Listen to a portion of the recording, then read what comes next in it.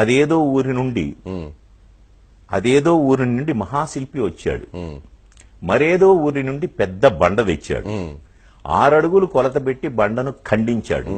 మిగిలిన 3 అడుగుల ముక్కను పక్కకు తోసేశాడు. 6 అడుగుల బండేమో విగ్రహమై వెలిసింది. 3 అడుగుల ముక్క బండ చాకిరేవు చేరింది. కంపు కంపు మనసులన్నీ దేవుని ఎదుట నిలిచాయి. కంపు కొట్టే బట్టలన్నీ బండ చుట్టూ పేరాయి. గొంతెమ్మ కోర్కెల గొంతులన్నీ తీర్థంతో తడిశాయి.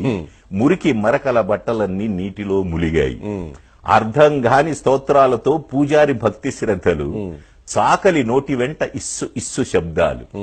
శఠగోపం పవిత్రంగా ప్రతి తలను తాకుతోంది. పవిత్రతకై ప్రతి బట్ట బండను బాదుతోంది. కడకు గుడి నుండి మనసులన్నీ కంపుతోనే వెళ్ళాయి. రేవు నుండి బట్టలన్నీ ఇంపుగా వెళ్ళాయి. గుడిలోని దేవుడా, రేవులోని బండ, ఎవరు